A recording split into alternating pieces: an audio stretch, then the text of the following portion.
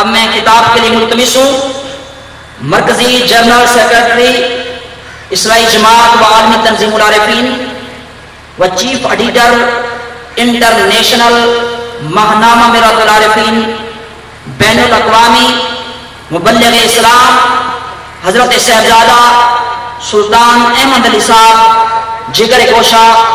حضور حضرت سلطان باہو صاحب رحمۃ اللہ تعالیٰ علیہ کی خدمت عالیہ میں ملتمس ہوں کہ وہ میک پر تشریف لائیں اور ان کے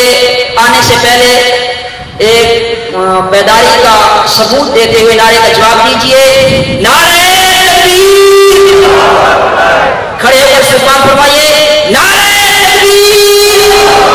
نعرہ رسالت! نعرہ رسالت!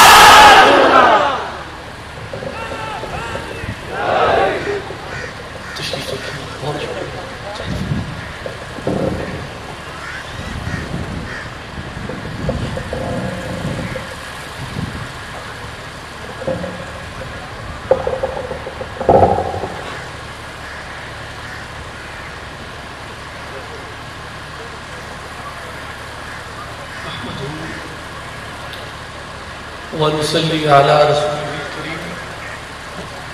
أما بعد فأعوذ بالله من الشيطان الرجيم بسم الله الرحمن الرحيم أطيعوا الله والرسول لعلكم ترحمون صدق الله العظيم وصدق رسوله النبي الكريم إن الله وملائكته يصلون على النبي یا ایھا الذین آمنوا صلوا علیہ وسلموا تسلیما. الصلاۃ والسلام علیک یا سیدی یا رسول اللہ. الصلاۃ والسلام علیک یا حبیب اللہ. الصلاۃ والسلام علیک یا محمد رسول اللہ صلی اللہ علیہ وسلم.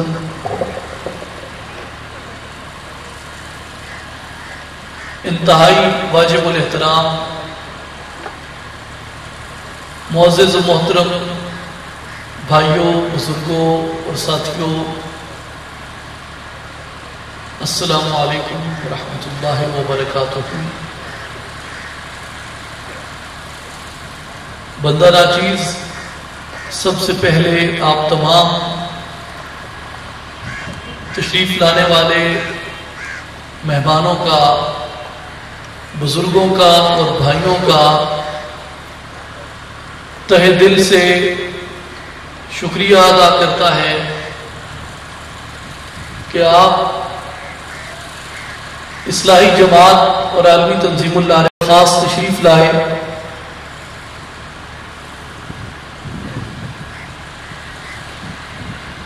اس پیغام اور اس مقصد اور اس مشن کے ساتھ اپنا اظہار وابستگی کرنے اور اس مشن کو اور اس مقصد کو اور اس پیغام کو سننے کے لیے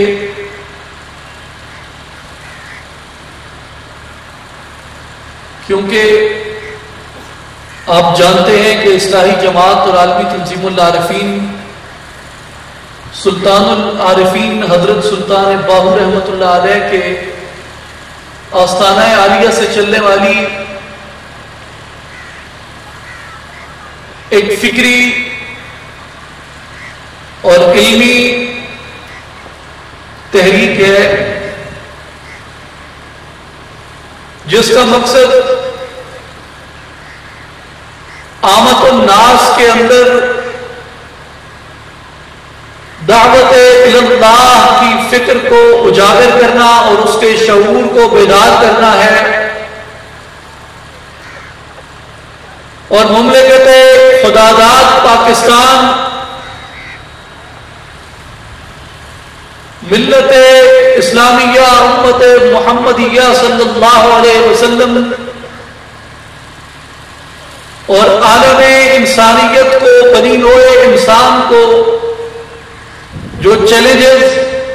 اور جو دشواریاں اور جو مسائل اور جو مشکلات درپیش ہیں ان کے اوپر ایک سنجیدہ غور و فکر کرنے کے لیے آمد الناس میں اس پیغام ہدایت کی تبلیغ اور اس پیغام ہدایت کی ترویج اس تحریک کا اور اس جماعت کا مشن اور مقصد ہے. اور آپ یہ بھی جانتے ہیں کہ آج مختلف معاملات میں اور مختلف طبقات میں ہمیں جس ہزیمت کا، جس ذلت کا اور جس رسوائی کا سامنا ہے، اس کی شدت، اس رسوائی میں دن بدن اضافہ ہو رہا ہے.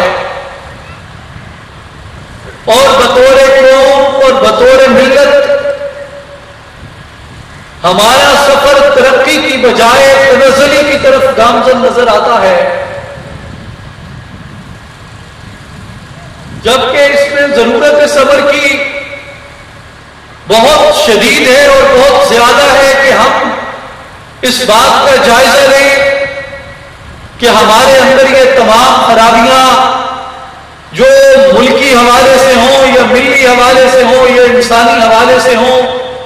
یہ خرابیاں کیوں جنم لے رہی ہیں، اور انسانی اور آسمانی آفات، انسانی اور آسمانی آفات، ان دونوں کی گرفت میں ہم کیوں ہیں،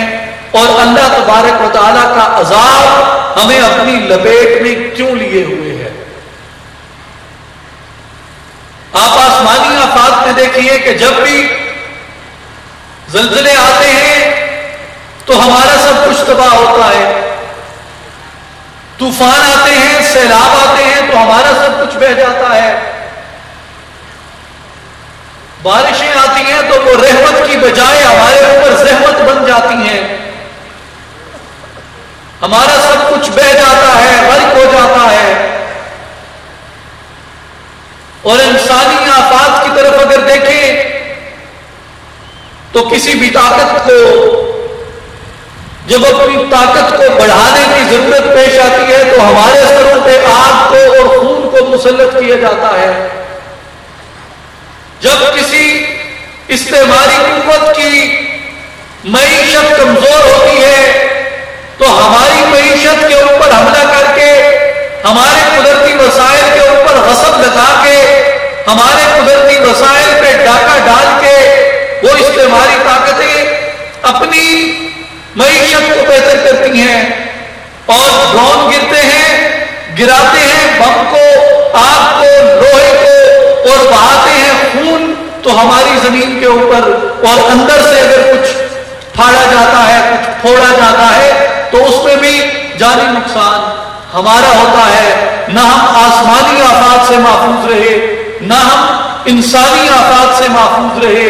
تمام جو مصائب تھے،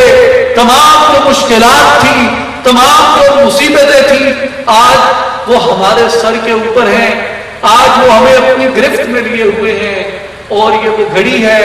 یہ وہ لمحہ ہے ہماری قومی زندگی کا، ہماری انسانی زندگی کا، ہماری ملی زندگی کا، کہ ہمیں رجوع کرنا ہے اپنے اصل کی طرف، اور رہنمائی حاصل کرنی ہے ہمیں اللہ کی کتاب سے اور نبی صلی اللہ علیہ وسلم کی سنت سے، کہ اے الہ العالمین، اے حبیب مکرم صلی اللہ علیہ وسلم، ہماری رہنمائی فرمائیے، ہماری مدد فرمائیے کہ ہم کیوں ظلمت کے، جہالت کے، تعصب کے ان گھٹاٹوپ اندھیروں میں مبتلا ہو گئے ہیں. جب ہم قرآن کریم کی طرف دیکھتے ہیں کہ الہ العالمین ہمیں اس عذاب کے سزاوار کیوں ٹھہرے، ہمیں تیرے اس عذاب کے مستحق کیوں ٹھہرے، ہمارے اوپر جو تیری لطف و عنایت تھی وہ تو نے ہم سے کیوں اٹھا لی، ہمارے اوپر جو تیرا کرم تھا، ہمارے اوپر جو تیری عنایات تھی وہ ہم سے کیوں اٹھا لی گئی. تو اللہ تبارک و تعالیٰ نے ہمیں قرآن مجید میں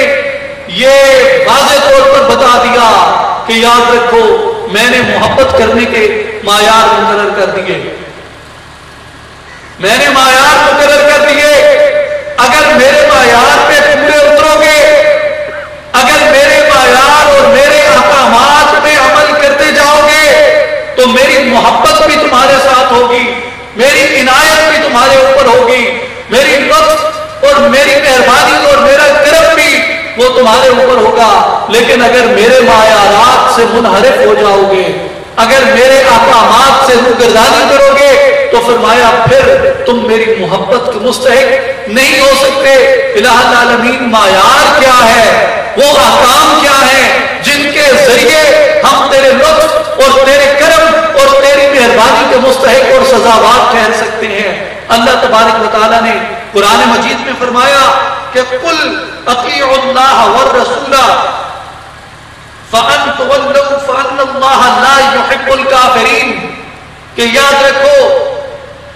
اے حبیب مکرم صلی اللہ علیہ وسلم، انہیں ارشاد فرما دیجئے کہ یاد رکھو کہ اگر تم اللہ کی اطاعت کرتے رہو گے، اگر تم اللہ کے رسول نبی کے آخر الزمان محمد رسول اللہ صلی اللہ علیہ وسلم کی اطاعت کرتے رہو گے، تو اللہ کا لطف بھی تمہارے ساتھ شامل رہے گا، اللہ کا کرم بھی تمہارے ساتھ شامل رہے گا، اللہ کی مہربانی بھی تمہارے ساتھ شامل رہے گی۔ فَأَن تَوَلَّوْا، اگر تم اللہ کی اطاعت سے، اگر تم رسول مکرم صلی اللہ علیہ وسلم کی اطاعت سے منہ پھیر لو گے،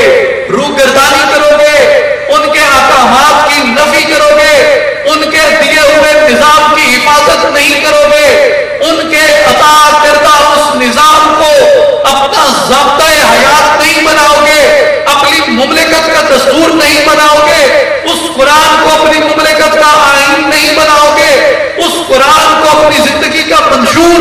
اس قرآن کو اپنی زندگی کا نصب العین نہیں بناؤ گے، تو اللہ نے یہ اعلان کر دیا کہ فَإِنَّ اللَّهَ لَا يُحِبُّ الْكَافِرِينَ، اللہ اس کے انکار کرنے والوں سے محبت نہیں فرماتا،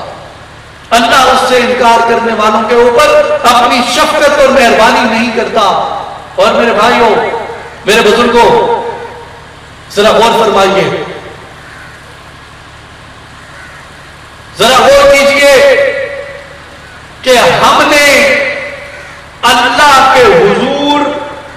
یہ عہد کیا تھا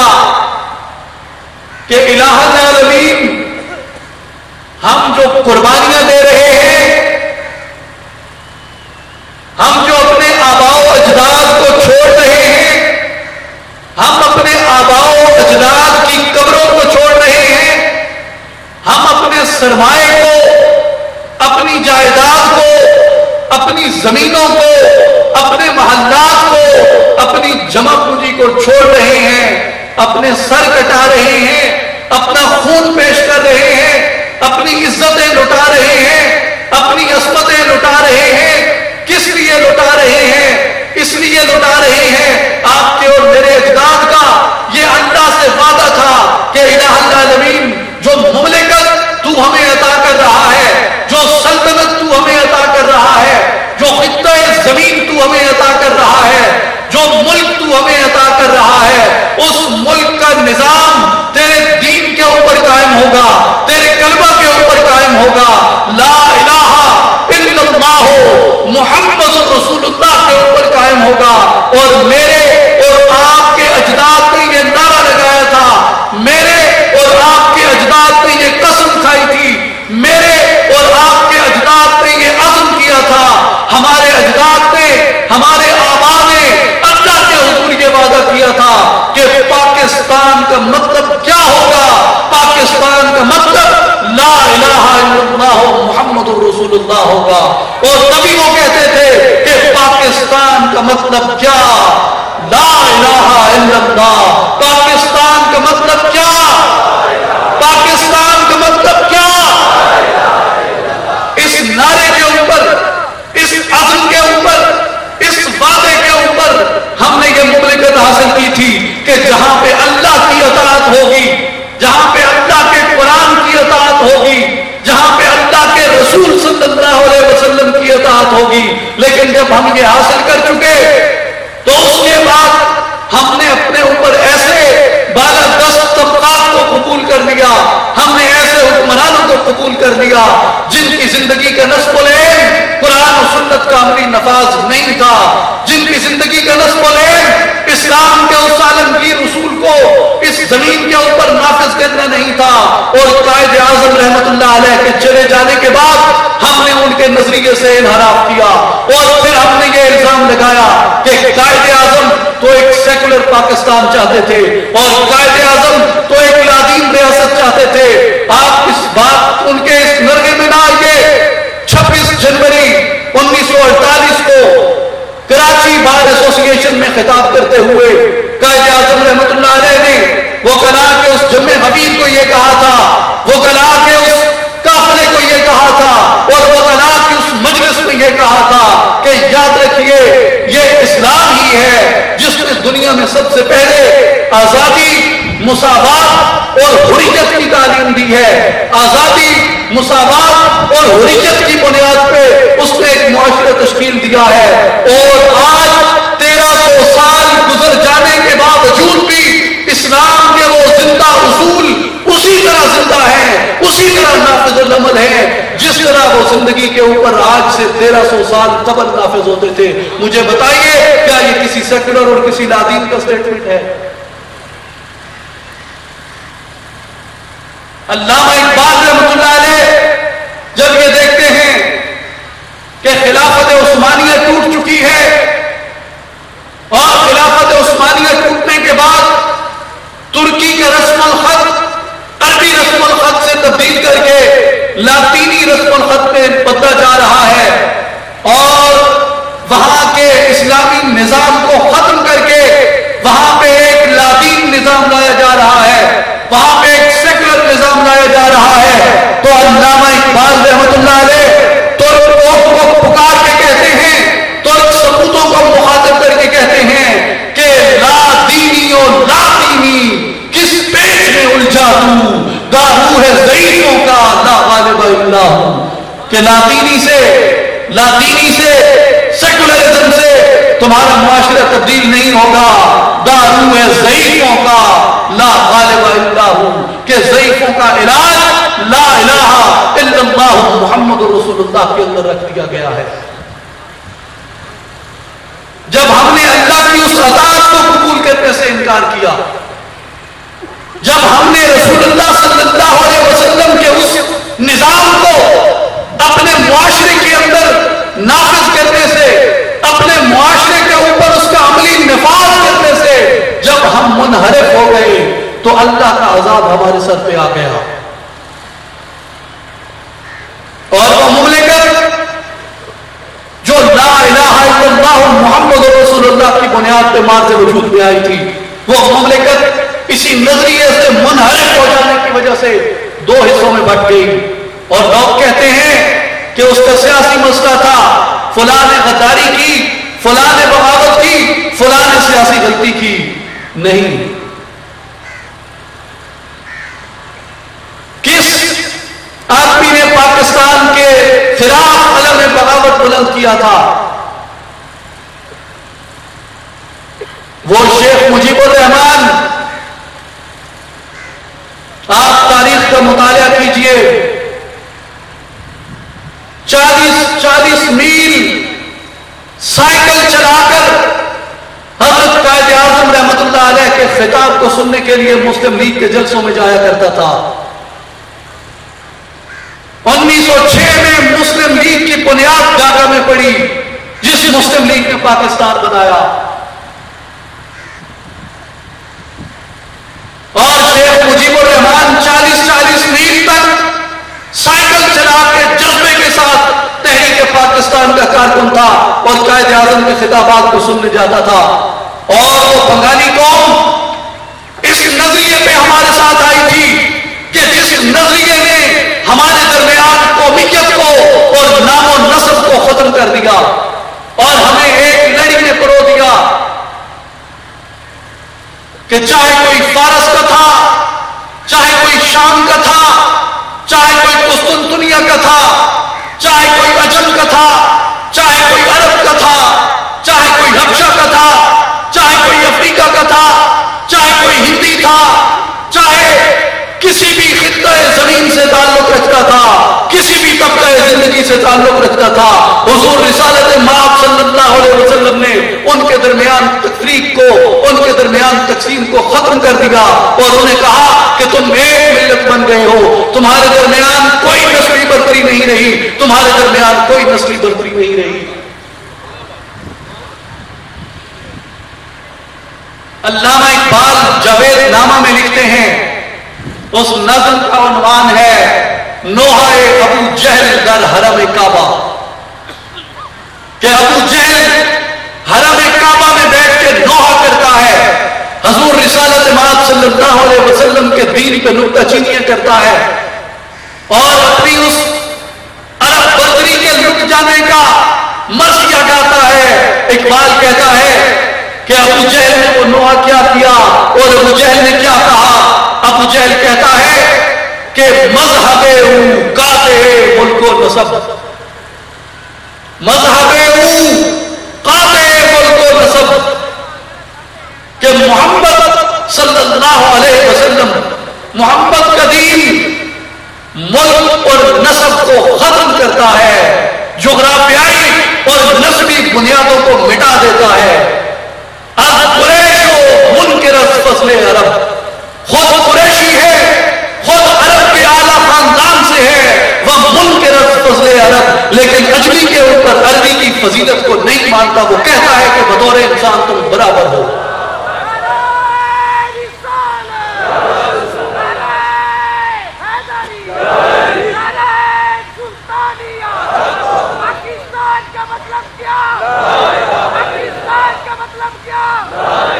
اور پھر یہ کہتا ہے کہ حضور خود قریش سے ہیں لیکن عربی کی فضیلت کو نہیں مانتے۔ در نگاہ او یکے بالا و پست، با غلام خیش بر یک خان نشست، کہ محمد صلی اللہ علیہ وسلم کی نگاہ میں اونچا اور نیچا دونوں برابر ہیں، چھوٹا اور بڑا دونوں برابر ہیں۔ با غلام خیش بر یک خان نشست، کہ ختم ہو گیا بنو ہاشم کا چشم و چراغ، اپنے غلاموں کے ساتھ دسترخوان پہ بیٹھا ہے۔ فتح مکہ ابھی نہیں ہوئی تھی، صلح حدیبیہ کے بعد ابو سفیان نے سرداران قریش کو، سرداران مکہ کو مخاطب کر کے کہا تھا کہ تم کیا سمجھتے ہو کہ ہم فتح مکہ کو روک لیں گے؟ یاد رکھو مکہ تو اس دن فتح ہو گیا تھا جس دن بنو ہاشم کے خاندان میں، جس دن بنو ہاشم کے چشم و چراغ کے ساتھ حبشہ کا غلام ایک دسترخوان پہ بیٹھ گیا تھا۔ امیہ بن خلف کا غلام جب بنو ہاشم کے ساتھ دسترخوان پہ بیٹھ گیا تھا، مکہ تو اس دن فتح ہو گیا تھا، اب تو صرف اعلان ہونا باقی ہے۔ با غلام خیش پر یک خان نشست، اور پھر ابو جہل یہ نوحہ کرتا ہے کہ قدر احرار عرب نشناختہ، با کلفتان حبش در ساختہ۔ کلفت کہتے ہیں فارسی میں جس کی ناک چپٹی ہو، جس کی ناک میں حسن نہ ہو۔ قدر احرار عرب نشناختہ، ابو جہل کہتا ہے کہ حضور نے عرب کے آزاد لوگوں کو بھلا دیا اور عرب کے آزاد لوگوں کی قدر نہیں جانی۔ عربیوں کو چھوڑ کر، حسن و جمال کے پیکر عربیوں کو چھوڑ کر، بات گلفتان حبش در ساختہ، حبشہ کے حبشیوں کے ساتھ اپنی سنگت کو قائم کر دیا۔ یہ اس نعرے کے اوپر یہ مملکت وجود میں آئی۔ یہاں سندھی، بلوچی، بنگالی، پٹھان، یہ کئی صدیوں سے برسر پیکار تھے، لیکن یہ تمام اپنی قومیتوں کو بھول گئے، اپنے نام و نسب کو بھول گئے، اپنی خاندانی دشمنیوں کو بھول گئے، اور اس ایک نعرے کے نیچے جمع ہو گئے، اس ایک پرچم کے نیچے جمع ہو گئے کہ تیرا میرا رشتہ کیا، لا الہ الا اللہ، تیرا میرا رشتہ کیا، تیرا میرا رشتہ کیا۔ اس ایک نعرے کے اوپر یہ تمام قومیتیں اکٹھی ہو گئیں اور اللہ کے دین کے نفاذ کے لیے برسر پیکار ہوئی، اللہ کے دین کے عملی نفاذ کے لیے عزم کر کے میدان میں آئی۔ لیکن جب اس قائد کے چلے جانے کے بعد ہم نے اس کے نظریے کو پس پشت ڈال دیا تو اللہ کی گرفت نے ہمیں لے لیا، اللہ کی گرفت نے ہمیں اپنی جکڑ میں لے لیا۔ اور کیوں نہ لیتے؟ حضرت عمر فاروق رضی اللہ تعالیٰ عنہ نے حضرت ابو عبیدہ کو فتح یروشلم کے موقع پہ مخاطب کر کے کہا، اے ابو عبیدہ، اے ابو عبیدہ یاد رکھ، انا کنا اذل قوم فاعزنا اللہ بالاسلام۔ اے ابو عبیدہ، ہم عرب لوگ کیسر اور کسرا کے مقابلے میں ایک ذلیل اور ایک کمتر قوم سمجھے جاتے تھے۔ فاعزنا اللہ بالاسلام، اللہ نے ہمیں اسلام کی وجہ سے عزت عطا فرما دی، اللہ نے ہمیں اسلام کی وجہ سے عزت عطا فرمائی۔ فاعزنا اللہ بالاسلام، اسلام کی وجہ سے عزت ملی، اسلام کی وجہ سے قوت ملی، اسلام کی وجہ سے شان و شوکت ملی، اسلام کی وجہ سے وقار ملا، اسلام۔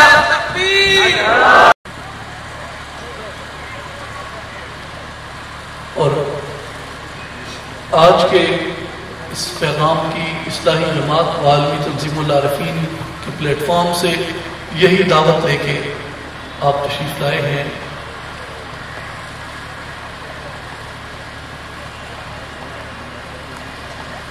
اور میں عرض یہ کر رہا تھا کہ حضرت عمر نے فرمایا کہ اے ابو عبیدہ، انا کنا اذل قوم، ہم تو ایک ذلت پذیر قوم تھے، فاعزنا اللہ بالاسلام، اللہ نے ہمیں اسلام کی وجہ سے عزت عطا، اسلام کی وجہ سے دیگر اقوام پہ بالادست فرما دیا۔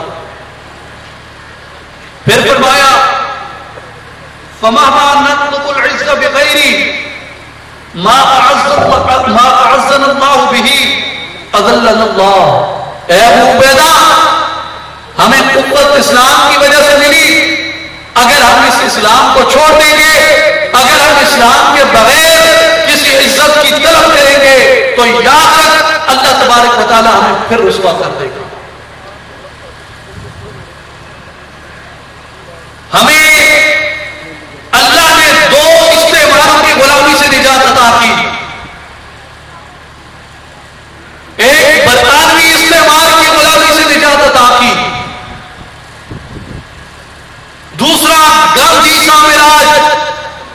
یعنی ہندو سامراج کی غلامی سے نجات عطا کی۔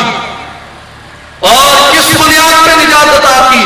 لا الہ الا اللہ محمد رسول اللہ کی بنیاد کے اوپر۔ اور ہم اللہ کے کرم کے، اللہ کی مہربانی کے مستحق کہہ رہے، لیکن جب ہم نے اپنے اس عہد کو، ہم نے اپنے اس پیمان کو، ہم نے اپنے اس عزم کو، ہم نے اپنے اس وعدے کو جب چھوڑ دیا تو اللہ نے ہمیں چھوڑ دیا، ہم اسے بھول گئے، اس نے ہمیں بھلا دیا۔ اس لیے ضروری ہے کہ آج ہمارا تعلق پھر اللہ تبارک و تعالیٰ کے اسی وعدے کے ساتھ قائم ہو اور ہم پھر اسی انعام کے مستحق ہو جائیں جس انعام کا اللہ تبارک و تعالیٰ نے ہم سے وعدہ کیا۔ آپ دیکھیے، آپ جب بھی نماز ہم پڑھتے ہیں، ہم نماز میں یہ دعا مانگتے ہیں کہ اہدنا الصراط المستقیم، الہ العالمین ہمیں سیدھا راستہ دکھا، صراط الذین، ان لوگوں کا راستہ، انعمت علیہم، جن کے اوپر تو نے اپنا انعام فرمایا ہے، جن کے اوپر تو نے اپنا انعام فرمایا ہے۔ اللہ تبارک و تعالیٰ نے کہا ٹھیک ہے، اگر اس انعام کی جستجو میں ہو، اگر ان انعام یافتہ لوگوں کی سنگت کی جستجو میں ہو، اگر ان انعام یافتہ لوگوں کے قرب میں جانا چاہتے ہو، اگر ان انعام یافتہ لوگوں کے ساتھ تم رہنا چاہتے ہو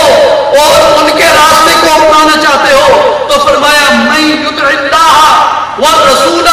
فاولئک مع الذین انعم اللہ علیہم۔ تو پھر اس کی شرط یہ ہے کہ اللہ کی اطاعت کرو، اللہ کے رسول کی اطاعت کرو، تمہیں اللہ ان لوگوں کے راستے کے اوپر ڈال دے گا جن پہ اللہ کا انعام ہوا ہے۔ ہمیں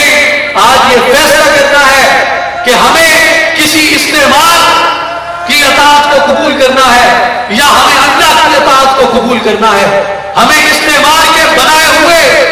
طبقاتی تفریق کے نظام پہ چلنا ہے,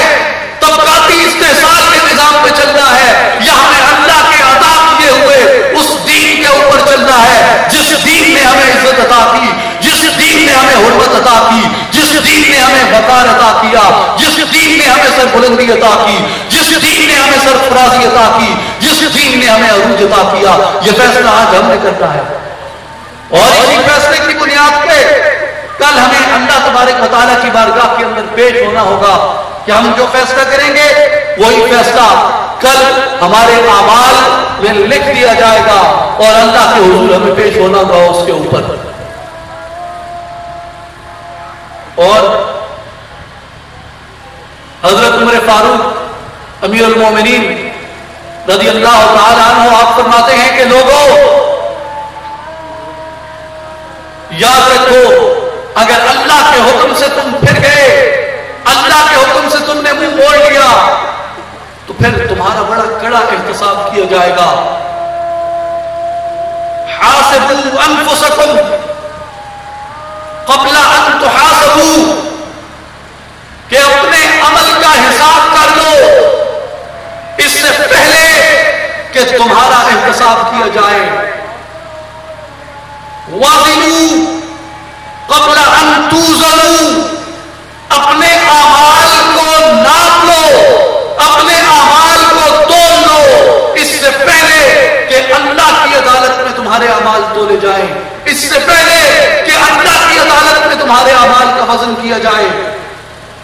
وَتَزَيَّنُوا لِلْعَرْضِ الْأَكْبَرِ, اور اپنے آپ کو اس عظیم پیشی کے لیے, اس عظیم حاضری کے لیے تیار کر دو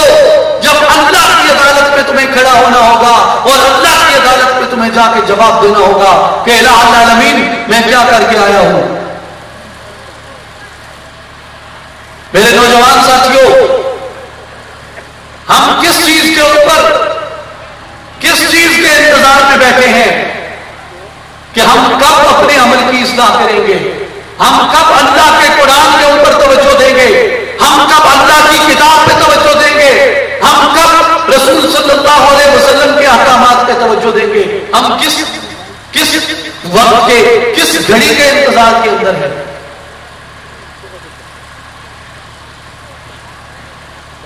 کس چیز کے اوپر ہم اتراتے ہیں,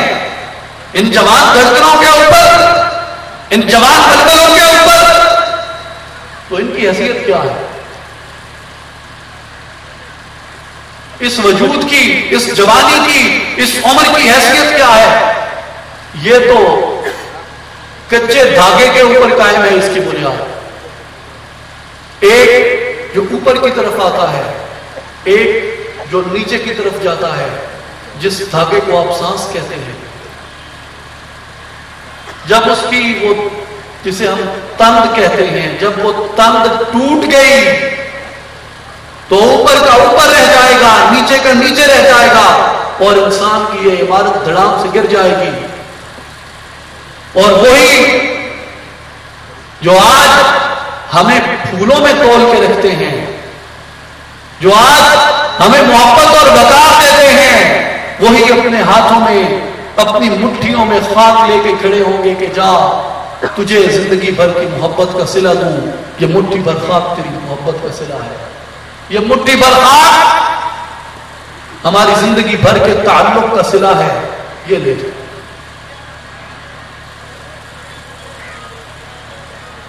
اور حضرت سلطان باہو رحمۃ اللہ علیہ فرماتے ہیں, ہسن دے کے رومن دیے تینو دتا کس دلاسا ہوں, کہ تو عالم ارواح میں ہنستا پھرتا تھا, تجھے کس نے کہا اللہ کی ضمانت کو قبول کر اور زمین پہ اتر جا. عمر بندے دی انج میں آئی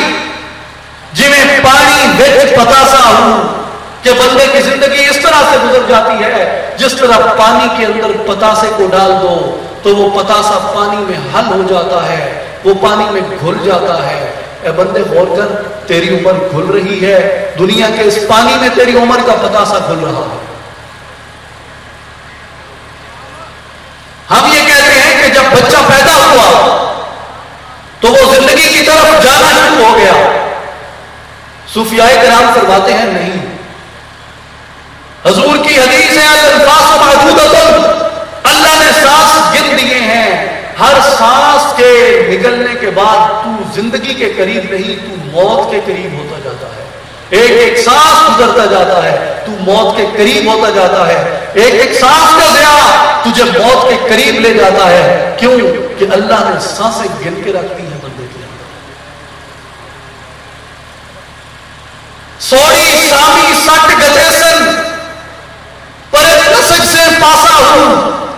کہ تجھے ایک تنگ سی گلی میں ڈال دیا جائے گا، تجھے ایک تنگ سے سوراخ میں ڈال دیا جائے گا، اتنا تنگ ہوگا، اتنا اندھیرا ہوگا، اتنا سیاہ ہوگا، اتنا تاریک ہوگا، اتنا مشکل ہوگا،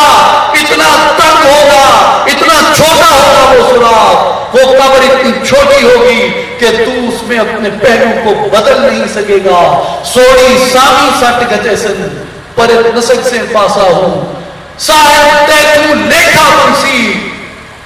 رتی گھٹ نواسا ہوں، کہ جب حشر کے دن تو اللہ کی عدالت میں پیش ہوگا، اللہ تجھ سے ایک ایک عمل کا حساب لے گا، ایک ایک عمل کا حساب لے گا۔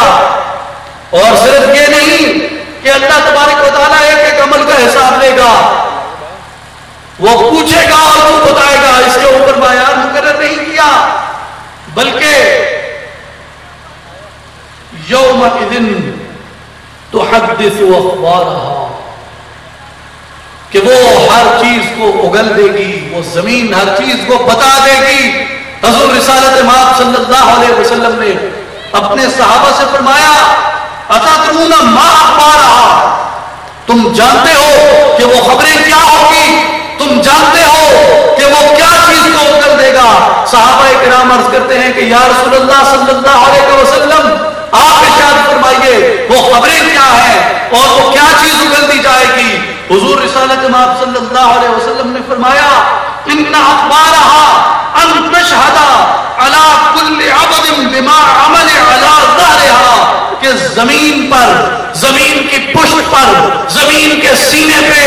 جس بندے نے جو عمل کیا ہوگا، اس دن زمین اللہ کی عدالت میں، اس دن زمین اللہ کے دربار میں، اس دن زمین اللہ کے حضور وہ تمام چیزیں اگل دے گی، وہ تمام چیزیں بتا دے گی۔ تمہاری زبان کی گواہی کو نہیں مانا جائے گا، تمہاری اپنی گواہی کو نہیں مانا جائے گا، اس دن زمین کو قوت گویائی عطا کر دی جائے گی۔ اور حضور نے فرمایا عمل قضا و قضا فی یوم قضا و قضا، اے لوگو زمین اس دن یہ تک بتائے گی کہ الہ العالمین فلاں فلاں دن فلاں فلاں بندے نے میرے پشت پہ، میرے سینے پہ یہ عمل کیا تھا۔ صاحب کہتے ہوں لیکھا منسی رتی گھٹ نواسا ہوں، اس دن تمہیں تمام چیزوں کا حساب دینا ہوگا،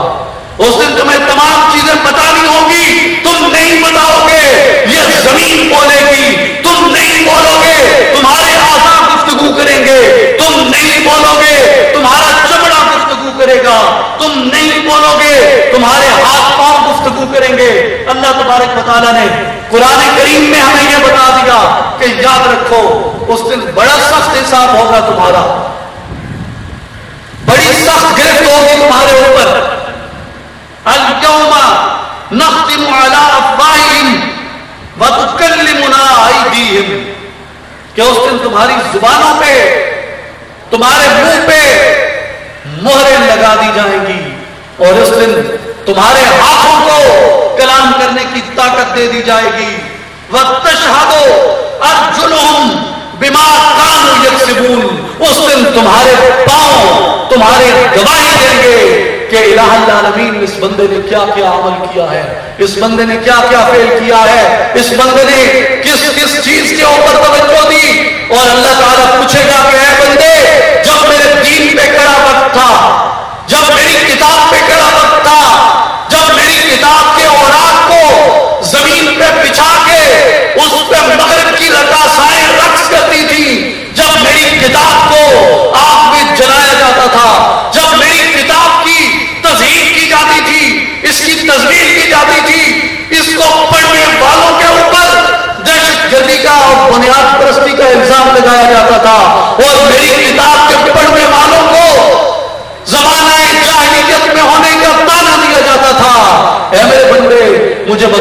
کتاب کے لیے تو نے کیا کیا تھا؟ جب میرے دین پہ کڑا وقت تھا، جب میرے دین کو گالی کے طور پہ پیش کیا جاتا تھا، جب میرے دین کے ساتھ وابستہ لوگوں کو قتل کر دیا جاتا تھا، ان کے اوپر ڈرون چلائے جاتے تھے، ان کے اوپر کارپیٹ بمبنگ کی جاتی تھی، جب ان کی عزتوں کو پامال کیا جاتا تھا، جب ان کی عصمتوں کو پامال کیا جاتا تھا، جب ان شہیدوں کے لاشوں کے اوپر، جب ان شہیدوں کی لاشوں کے اوپر، آپ جائیے بی بی سی کی ویب سائٹ کے اوپر، ابھی 3 دن قبل یہ ویڈیو اپلوڈ کی گئی اس کے اوپر کہ جہاں شہداء کی لاشیں پڑی ہیں اور ان شہداء کی لاشوں کے اوپر وہ اتحادی کھڑے ہو کے یورینیٹنگ کر رہے ہیں، وہ پیشاب کر رہے ہیں. کیا اللہ یہ نہیں پوچھے گا جس دن میری امت کے شہید، جس دن میرے دین کے شہید اس ذلت سے گزر رہے تھے، اس رسوائی سے گزر رہے تھے، جب ان کے لاشوں کا مذاق اڑایا جا رہا تھا، جب ان کی لاشوں کی تصدیق کی جا رہی تھی، جب ان کی لاشوں کو مسخ کیا جا رہا تھا، ان پہ پیشابا جا رہا تھا، اے میرے بندے اس دن میرے دین کی رکھوالی کے لیے تو کہا تھا، اس دن رسول کریم صلی اللہ علیہ وسلم جب آپ مقام محمود پہ فائز ہوں گے، مقام محمود کے سامنے جب ہم گنہگار امتی جائیں گے، کیا حضور ہم سے نہیں پوچھیں گے اے امتی میں نے تیری خاطر، تیری بخشش کی خاطر میں کھڑا رہا مسلمانوں پہ، میں کھڑا رہا یہاں تک کہ میرے پاؤں سوج جاتے، یہاں تک کہ میرے پاؤں پھٹ جاتے، میرے آنسو گرتے، میرے آنسو بہتے، میرے آنسو چلتے، یہاں تک کہ میرا مسلح تر ہو جاتا. اے میرے بندے، اے میرے امتی، جب میں پیدا ہوا، میں نے پیدا ہو کے سجدہ کیا، اس سجدے میں اللہ سے تیری بخشش کو چاہا، جب میں جانے لگا میں نے اپنے اللہ سے تیری بخشش کو چاہا، میں معراج پہ گیا، مجھے اللہ نے کہا محبوب مان کیا مانتا ہے، کیا چاہتا ہے، میں نے کہا الہ العالمین اپنی امت کی بخشش چاہتا ہوں، اپنے امتیوں کی آخرت کو سنوارنا چاہتا ہوں. اے میرے بندے، اے میرے امتی، جب میری اسی امت پہ کٹھن وقت تھا، جب میری اسی امت پہ کڑا وقت تھا، جب میری اسی امت پہ زوال کا وقت تھا، جب میری اسی امت پہ ایک مشکل کا وقت تھا، جب مغرب کے تشدد ان پہ مسلط کیا جا چکا تھا، اے میرے بندے، اے میرے امتی، تو اس وقت کہاں تھا؟ مجھے بتائیے. اگر آج ہم نے اطیع الرسول کا ثبوت نہ دیا، اگر آج ہم نے حضور کی اطاعت کو قبول نہ کیا، اگر آج ہم اللہ کی اس اطاعت کے اس کی اقتداء میں نہ گئے، اس کی اتباع میں نہ گئے، اس کی اطاعت میں نہ گئے، اس کی پیروی میں نہ گئے، تو مجھے بتائیے اللہ کی عدالت میں کیا جواب دیں گے؟ مجھے بتائیے حضور کی عدالت میں ہم کیا جواب دیں گے؟ حضور کی بارگاہ میں ہمارا کیا جواب ہوگا؟ بات سنو، بات سنو. جنہیں اس بات کا اندازہ ہے کہ ہمیں اللہ کی عدالت میں جانا ہے، ہمیں رسول صلی اللہ علیہ وسلم کے سامنے مقام محمود پہ جب حضور فائز ہوں گے، حضور کا سامنا کرنا ہے، تو اس دن ہم کیا کہیں گے؟ تو وہ چیخ پڑتے ہیں، وہ پکار اٹھتے ہیں، وہ یہ کہتے ہیں اللہ تعالیٰ کو مخاطب کر کے کہ تو غنی ازہر دو عالم من فقیر، کہ الہ العالمین تو دونوں جہانوں کو عطا کرنے والا ہے، میں تیرا منتا ہوں. روز محشر عذرہائے من پذیر، قیامت کے دن میرے ٹوٹے پھوٹے بہانوں کو اپنی بارگاہ میں قبول کر لینا. میرا عمل اس قابل نہیں کہ میں جناب رسالت مآب صلی اللہ علیہ وسلم کے روبرو پیش ہو سکوں، میں حضور کا سامنا کر سکوں. ورت میبینی حسابم ناگزیر، اے میرے مالک، اے میرے پروردگار، اگر اس دن تم میرے حساب کو پھر بھی ضروری جانے، میرے حساب کو پھر بھی ناگزیر سمجھے، از نگاہ مصطفیٰ پنہا وکیل، مجھے رسول صلی اللہ علیہ وسلم کے سامنے میرا حساب نہ کرنا، مجھے وہاں شرمندگی نہ اٹھانی پڑے. آج ہم دیکھ سکتے ہیں کہ ہمارے ایمان کہاں پہ کھڑے ہیں، اور جسے ہم اپنے لیے تانا سمجھتے ہیں.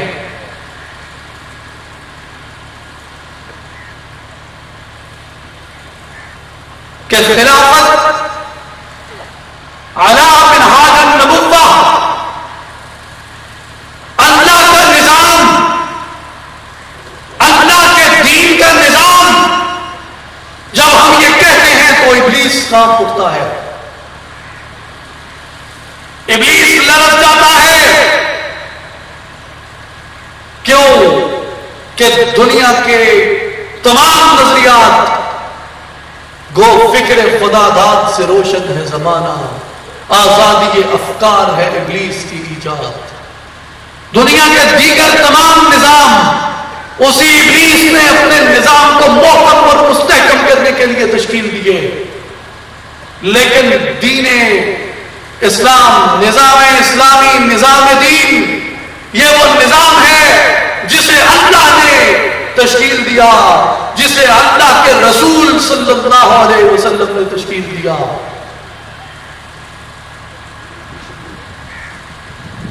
ابلیس کی مجلس شورا میں اقبال ہمیں یہ بتاتے ہیں کہ جب ابلیس کے مشیر اسے یہ کہتے ہیں، کوئی یہ کہتا ہے کہ اطالیہ کی فسطائیت تیرے نظام کے لیے خطرہ ہے،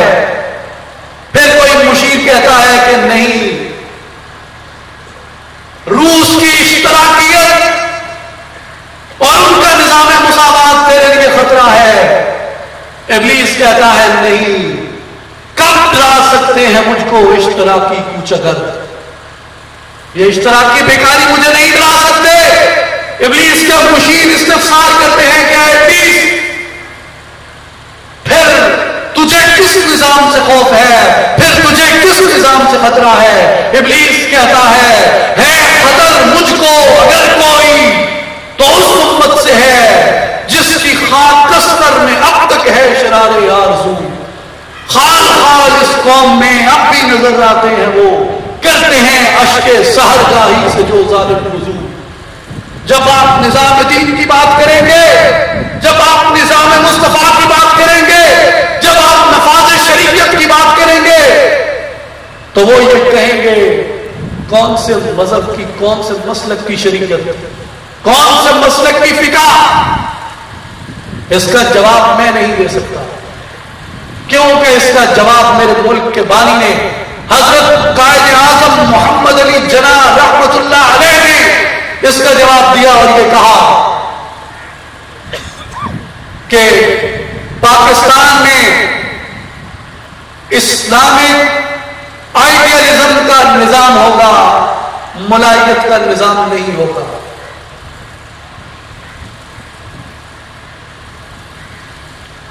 جب ریاست مدینہ میں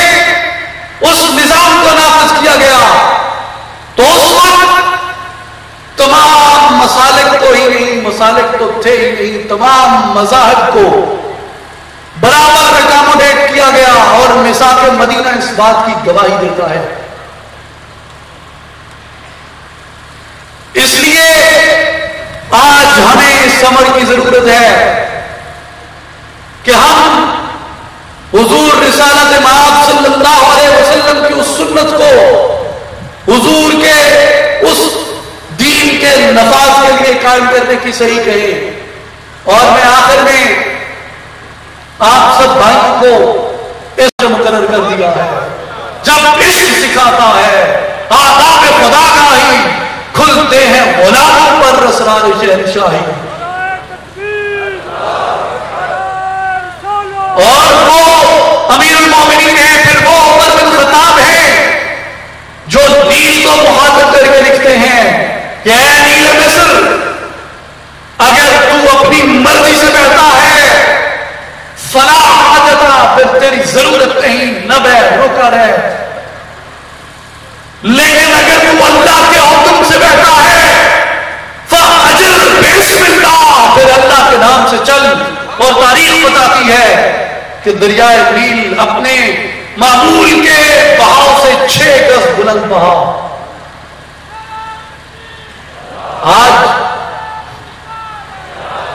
آج ہم اپنے گرد و پیش میں جب دیکھتے ہیں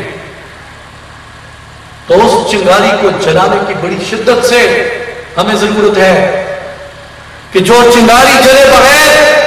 ہمارے اس معاشرے کی تہس نہس مزید بڑھتی رہے گی، اور ہمارے اس معاشرے میں یہ عدم استحکام کا سلسلہ، یہ عدم استحکام کا نظام اور یہ طبقاتی تفریق یہ بڑھتی جائے گی۔ اور اس کی ایک مثال میں آپ کے سامنے عرض کرنا چاہتا ہوں کہ پنجاب گورنمنٹ کی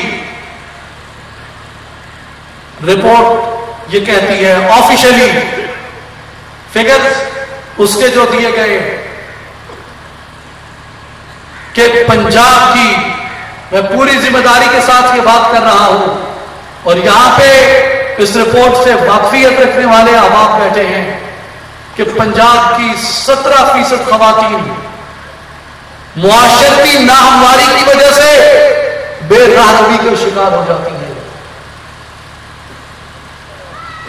اور آج جس نظام کو ہم نے اپنے اندر نافذ کر رکھا ہے اور اپنے اندر قائم کر رکھا ہے، اس کی تباہی کا اندازہ لگائیے۔ یہ باتیں کرتے ہوئے مجھے اپنا آپ برا لگتا ہے، اور میں مناسب نہیں سمجھتا کہ ایک پبلک گیدرنگ میں اتنے کھلے لفظوں میں یہ باتیں کرتی جائیں، لیکن یہ حقیقت ہے، یہ حقائق ہیں، یہ میری نظروں کے سامنے بھی عیاں ہیں، یہ آپ کی نظروں کے سامنے بھی عیاں ہیں۔ ہم کبوتر کی طرح آنکھیں بند کر کے نہیں بیٹھ سکتے۔ آج آپ جا کے دیکھیے کہ ایک جذبہ شہوت پر مبنی، جنسی خواہش کی تکمیل پر مبنی ایک نجس اور غلیظ محبت کے نام پہ آج ہمارے معاشرے میں دہلیزیں اکھڑ رہی ہیں۔ معاشرے کی بیٹیاں اور بہنیں ان دہلیزوں کو توڑ کے جاتی ہیں، والدین اور خاندان کی عزت و ناموس کو ہاتھ میں ملا کر اللہ اور اس کے رسول صلی اللہ علیہ وسلم کی حدود کو پھلانگ کر ان کے اوامر اور نواہی کو پس پشت ڈال کر اور شریف کو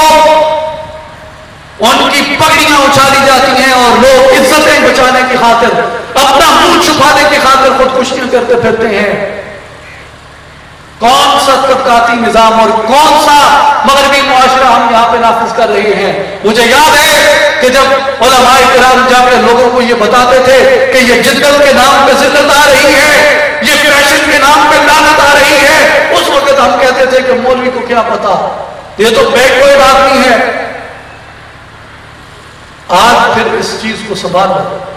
آج پھر اس فیشن کا یہ تحفہ سنبھالو۔ آپ کے معاشرے میں شرع طلاق 33% سے تجاوز کر گئی ہے۔ طلاق کا مطلب ہے دشمنی،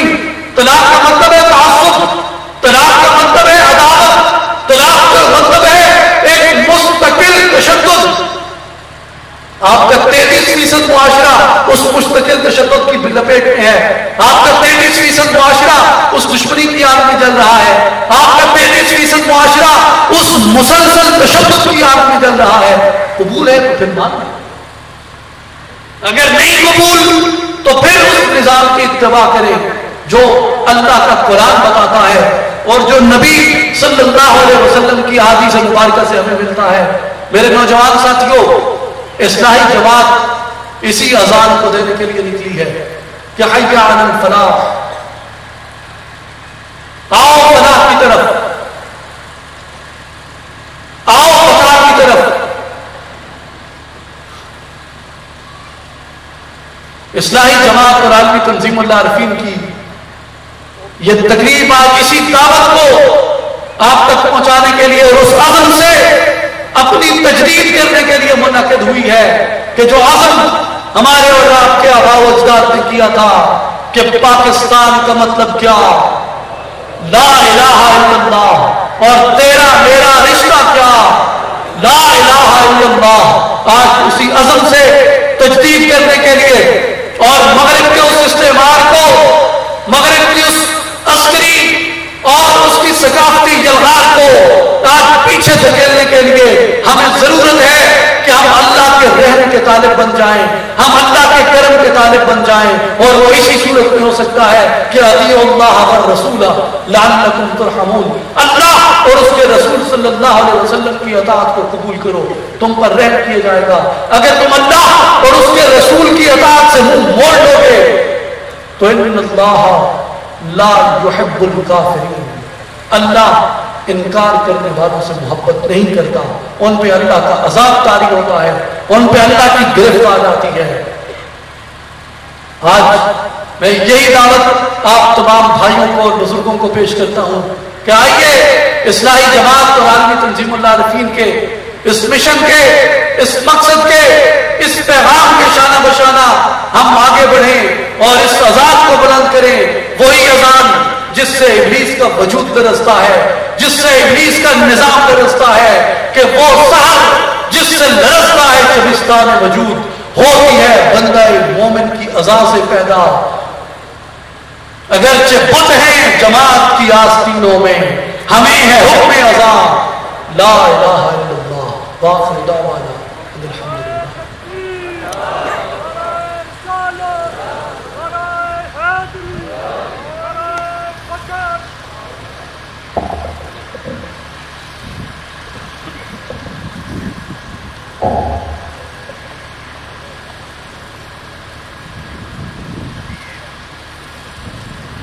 فقر و شاہی واردات مصطفیٰ، فقر و شاہی واردات مصطفیٰ، این تجلی ہائے ذات مصطفیٰ، تیرا جلال و جمال مرد خدا کی دلیل، وہ بھی جلیل و جمیل، تو بھی جلیل و جمیل، پردہ چہرے سے اٹھا انجمن آرائی کر، چشمے مہرما و انجم کو تماشائی کر، کب تلک طور پہ دریوزہ کری مثل کلیم، اپنی ہستی سے آیا شعلۂ سینائی کر، میم مرشد مکہ تے طالب حاجی کعبہ عشق بڑھایا ہوں، وچ حضور صدا ہر ویلے کریے حج سوایا ہوں، ہر دم میں تو جدا نہ ہوئے تے دل ملنے تے آیا ہوں، مرشد این حیاتی یا حضرت باہو لوں لوں وچ سمایا ہوں۔ اب حضور سلطان عارفین برہان الواصلین حضور حضرت سید سلطان باہو رحمۃ اللہ تعالی علیہ کا عارفانہ کلام پیش کرنے کے لیے دعویٰ دیتا ہوں جناب محمد رمضان سلطانی صاحب کو کہ وہ مائک پر تشریف لائیں۔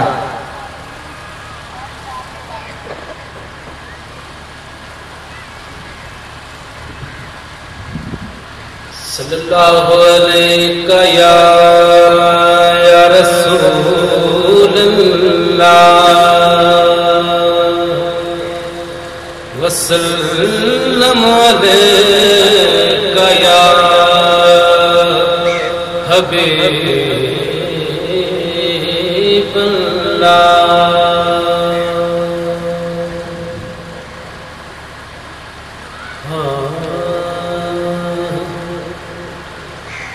الف اللہ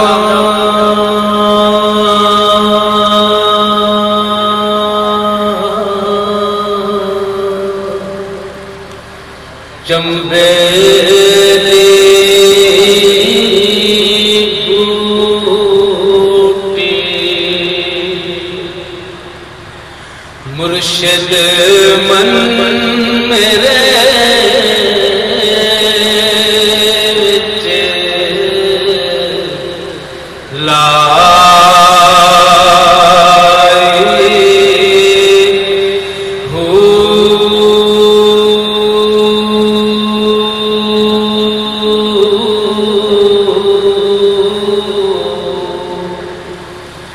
نفی صفات دا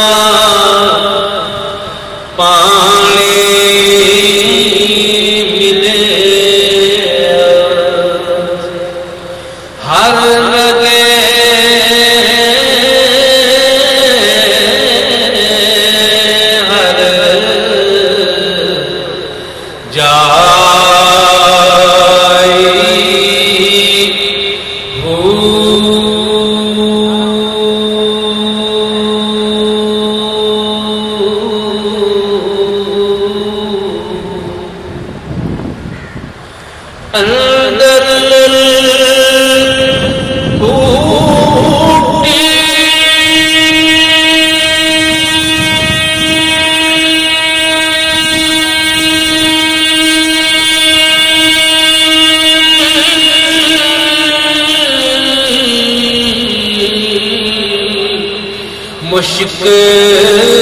مچایا جان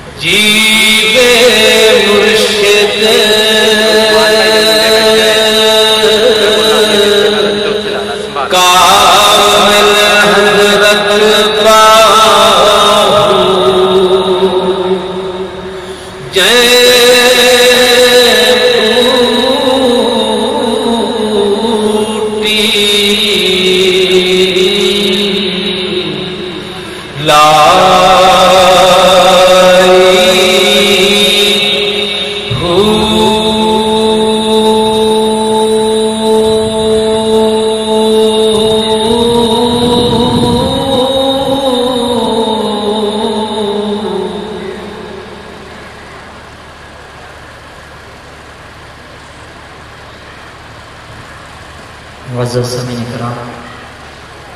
ایک ضروری اعلان سماعت فرمائیں۔ دربار پرنوار سلطان العارفین برہان الواصلین حضور حضرت صفی سلطان باہو رحمۃ اللہ تعالی علیہ پر سالانہ عظیم الشان میلاد مصطفیٰ صلی اللہ علیہ وسلم کا پروگرام 12-13 اپریل کو منعقد ہوتا ہے، جس میں آپ تمام حضرات کو شمولیت کی دعوت دی جاتی ہے۔ آج کا یہ پروگرام بھی اسی مرکزی پروگرام کی ایک کڑی ہے۔ میرے مرشد کریم جانشین سلطان الفقر سرپرست اعلیٰ اصلاحی جماعت و عالم تنظیم العارفین اس لیے یہاں تشریف لائے ہیں کہ آپ حضرات کو دعوت دی جائے، آپ خود بھی تشریف لائیں اور اپنے دوست احباب کو بھی ساتھ لے آئیں۔ آپ ادب اور احترام کے ساتھ کھڑے ہو جائیں درود و سلام کے لیے۔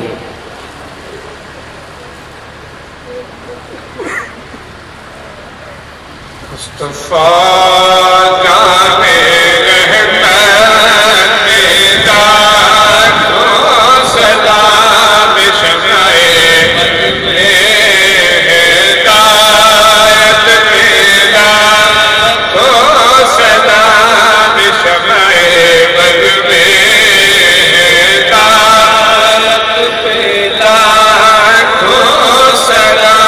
شمعِ